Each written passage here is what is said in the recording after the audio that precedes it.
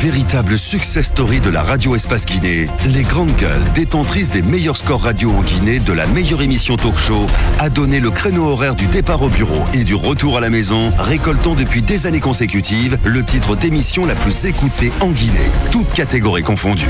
Un grand total de plus de 5 millions d'auditeurs ont été fidèles au talk show Les GG, diffusé jour après jour sur toutes les stations du réseau Adafo Média de 9h à 10h30, un exploit qui restera longtemps dans les annales de la bande FM en Guinée. Voilà, mesdames et messieurs, on parle beauté maintenant dans cette émission, évidemment, sur Espace TV, finale de la saison 2 d'un concours de mannequinat. C'est ce dimanche, donc 31 mars, au stade de la Mission à Conakry. 15 filles compétissent donc à l'occasion de cette finale. Qu'est-ce qui va ponctuer, évidemment, cette finale? Quelle en sera donc la suite? Mademoiselle Diaka Kamara, elle est avec nous dans ce studio. Vous l'avez l'habitude, évidemment, de l'avoir tous les vendredis sur Espace TV avec... cette émission Top 10. Mon cher Moussa Mouissi, là, qu'est-ce qui se passe? Non, mais on parle beauté. Ben oui, on parle beauté. C'est-à-dire, à chaque fois que, que je la vois, je pense à sa formule anglaise. Check it down. C'est check it out. Bien. Les jeunes avec les politiques, ça vous inspire quoi? Ils vous ont convaincu, ils savent comment ou pas du tout? Oui, j'ai été étonné que ce soit lui l'invité, je le connaissais. Ah, mais d'accord. Mais je trouve que c'est quand même. Je savais. Au fait, il ne laissait pas transparaître. Mais c'est lui qui nous écrit tout le temps sur Twitter. En fait. Au fait, j'avais pas compris. Voilà, c'est ça. Ça a été super. Il y a eu l'UFDG, l'UFR. Il a une conviction. PEDN, on verra bien. Voilà, bon vent à lui et sa prestation était bonne. Ah ouais, à ton avis? Moi, il m'a dessus, honnêtement. Allez-y, Mohamed. Non, mais je pense que, vu la brièveté du temps qui lui a été consacré, je ne peux pas, honnêtement, faire un jugement de valeur là-dessus, parce que les questions de fond, pour moi, on n'est pas allé. J'aurais, par exemple, voulu l'entendre sur la question du troisième mandat. 5 minutes. Oui, je sais. Et sur le positionnement de son leader en ce moment. Vous vous rappelez ces échanges entre lui et moi à travers les SMS ici dans l'émission? Parce que je voulais le provoquer sur cette question de troisième mandat. Et pourquoi son patron est rentré aussi précipitamment? Malheureusement, tu ne m'as pas laissé l'occasion. Justement, j'aurais voulu qu'il soit en conformité avec ses tweets, mais bon, là, il nous a un peu amené en philosophie. Oui, justement. Voilà, il nous a endormi. Je suis un peu déçu. Ouais, je suis un peu déçu. Quand on m'a fait débalder. Exactement. Voilà, tout le monde n'est pas polémiste comme toi, Roby. Tout le monde n'est pas aussi chaud que toi. C'est vrai qu'il y a des gens qui en ont dans la tête, mais qui sont posés, qui expliquent. L'essentiel est que ce jeune a le niveau. Je pense que c'est le plus important. Il n'a pas eu suffisamment de temps pour dérouler. Madame Yoro, ça ne fait pas deux différents des vieux. Ça ne fait pas deux différents des vieux qui viennent s'installer dans le studio et qui nous amènent dans l'antique, qui ont des idées médiévaux. Il fallait lui poser des questions d'actualité. Des idées médiévales, pardon. J'aurais souhaité qu'il soit un peu plus tranchant, qu'il soit en conformité avec ses tweets. Justement. Voilà. Bienvenue, Diaka, bonjour. Bonjour. Comment ça va ce matin? Bien, merci. Et vous? Oui. On parle beauté. Ça fait bizarre. Alors, on parle évidemment de la saison 2, hein, c'est bien cela, de mannequinat, c'est ça? Du mannequin. Voilà, c'est ça. Exact. Mannequin. Qu'est-ce qui... la différence, c'est quoi exactement? De la première saison. La première saison, nous avons gardé le secret vu que c'était un nouveau concept, une innovation, donc on ne voulait vraiment pas... On voulait surprendre le public au fait. Et donc on n'a pas communiqué du tout durant la production. Parce que comme vous avez vu, on produit en mars et puis ça s'est diffusé à la télé en juillet. Donc vu le succès de la première saison, l'engouement derrière, cette fois-ci la saison 2, on s'est permis de partager un peu notre parcours durant tout le long de la production. Et si vous avez suivi la saison 1, l'émission s'est terminée avec un défilé final. Là, on a ramené toutes les 15 filles parce que c'est 15 filles qui sont en train de compétir pour le titre du mannequin. Et donc, on va sur toute l'étendue du territoire parce que l'objectif aussi de l'émission, c'est de valoriser d'abord la jeune femme guinéenne, la culture, les mœurs, les traditions. Même si c'est un peu incompris. On va le dire parce que moi je vis des polémiques la première saison et tout ça. Ils ont rigolé sur cette mannequin. Justement. Pampès, à part ça, il n'y a rien eu. Voilà. Non, mais Moussa, mais attendez, laissez-moi poser des questions quand même. Non, la polémique, la question. Allez-y. C'était par rapport au Pampès. Mais c'est pas à vous que j'ai posé la question, Moussa. Moussa. C'est terminé là. Allez-y. C'est terminé. Le concept est très clair. Il est basé sur comme vous savez, moi j'ai grandi aux États-Unis avec la télévision américaine. Il est basé sur American Next Top Model de Tara Banks. Yes, sir. À la différence, nous avons adapté à la réalité guinéenne. L'objectif de cette émission, c'est, comme j'ai dit encore, de valoriser la Guinée. Ouais. Justement, côté réalité guinéenne, côté valorisation de la jeune fille guinéenne, de la culture, comment ça se remarque dans ce concours qu'on appelle le mannequin? Exactement. Les filles sont jugées sur 2 étapes. Les photoshoots, ça veut dire les séances photos, et les challenges, des épreuves. Donc les séances photos nous permettent de mettre en valeur le paysage, les différents endroits touristiques de la Guinée, parce qu'après, à la fin de la journée, c'est un mannequin qu'on recherche toujours. Et les challenges nous permettent d'attaquer le côté social. Nous avons eu des épreuves, par exemple, à la saison 1, autour de l'assainissement, autour de l'éducation, autour du quotidien de la femme guinéenne ou la femme africaine en général. Et donc, c'est ça, au fait, à travers les challenges. Par exemple, cette année, la première saison, nous avons visité Bokeh. Nous avons visité, par exemple, le challenge des grandes gueules. C'était autour de la danse traditionnelle folklorique de Bokeh. Les différentes danses des Landouma, des Baga, ainsi de suite. Et donc, première saison, nous avons fait Bokeh, nous avons fait Pita, d'Alaba, Labé jusqu'à Zérékoré.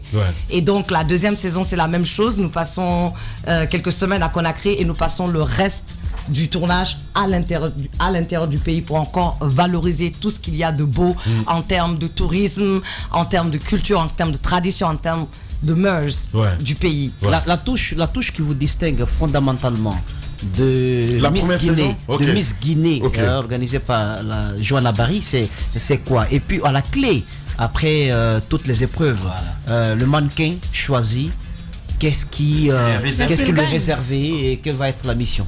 C'est une très importante question, parce que l'objectif aussi du mannequin, c'est de montrer la différence entre la Miss et le mannequinat. Ça n'a rien à...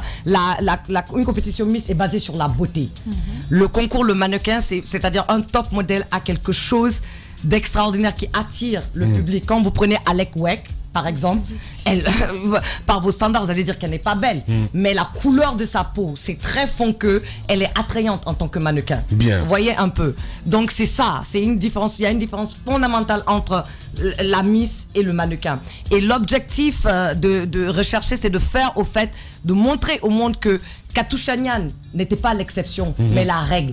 On a plein de filles qui ont vraiment le profil de mannequin. Mais comme c'est pas développé dans le vrai sens du mot en Guinée, c'est pour ça qu'elles n'arrivent pas à se vendre à l'international. Et donc c'était ça l'objectif. Si vous avez eu la saison 1, on a fait venir des professionnels du monde de la mode en termes des photoshoots, pour même leur apprendre comment poser, pour leur apprendre c'est vraiment quoi un vrai mannequin. Donc l'objectif recherché, c'est qu'à la fin, la gagnante signe un contrat pour aller à l'international. Justement. Et pour la saison 1, si vous avez suivi, Fatma devait signer avec une agence à Cape Town. Et comme vous avez vu, on a fini le tournage maintenant. On l'a inscrite dans des cours d'anglais, parce que je dis toujours à ces filles, tout ce que moi je peux faire, c'est vous donner les opportunités, c'est vous donner les outils. Les grandes gueules. Vous devez faire aussi votre propre travail. Bien. Merci beaucoup Diaka, en tout cas d'être passé, il faut le rappeler, c'est ce dimanche 31 mars au stade de la Mission à Conakry. Merci beaucoup Diaka d'être passé chez les grandes gueules. Radio Espace, les grandes gueules. Leur spécialité, c'est la démesure totale. Tant qu'ils ne changeront pas, nous ne changerons pas non plus. Les grandes gueules, à suivre tous les jours sur la radio d'opinion. Radio Espace. Le conseil des grandes gueules, on s'intéresse évidemment à cette rencontre. Nous sommes ici là. Hier, le président était avec... Ils ont reçu en coulisses l'ordre national des pharmaciens. Vous savez, le dossier débattu la semaine dernière a fait des vagues. Et il y a des choses qui sont passées. C'est vrai que c'est malheureux ce qui s'est passé du côté de Dapompa, mais c'est bon d'être signalé. Dans une baraque qui fait office de pharmacie par terre, un jeune est parti chercher des comprimés pour une blessure qu'il avait. À la place, la tenancière des lieux lui a proposé une injection contre le tétanos. Elle lui a injecté le produit, il en est mort sur place. Voilà. Et la substance dans le produit, on ne peut pas le dire, mais Dr Hassan a fait l'autopsie et il y a une corrélation entre les causes de la mort du jeune et la substance qui a été introduite dans son corps. Ça veut tout dire. Ça veut dire que nous sommes envahis de faux médicaments. L'Ordre national des pharmaciens a déposé un préavis de grève.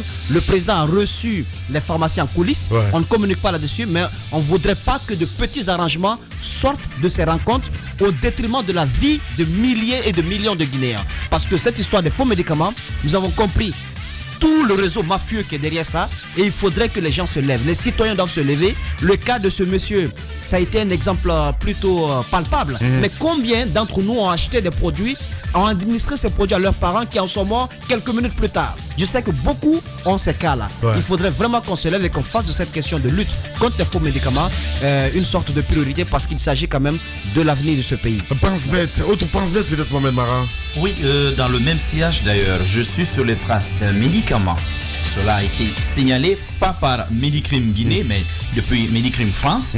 Et c'est un médicament contrefait, bizarrement, qui est là en très grande circulation. Un médicament, c'est pas du paracétamol, mais qui est aussi consommé pratiquement comme tel et qui est fabriqué ici. Malheureusement, on n'en parle pas. Et puis, il y a un autre médicament également, cette fois-ci, qui m'a été rapporté par les pharmaciens eux-mêmes. Je suis là-dessus, c'est le Fluiditech. Le Fluiditech qui est aussi désormais fabriqué par des Guinéens ici et qui n'a rien à voir dans les principes actifs, n'ont rien à voir avec le Flutef conventionnel. Merci, allez-y mon cher Roby. Vous savez qu'il y a beaucoup de forages qui sont creusés, notamment à Conakry et à l'intérieur du pays pour des besoins d'eau.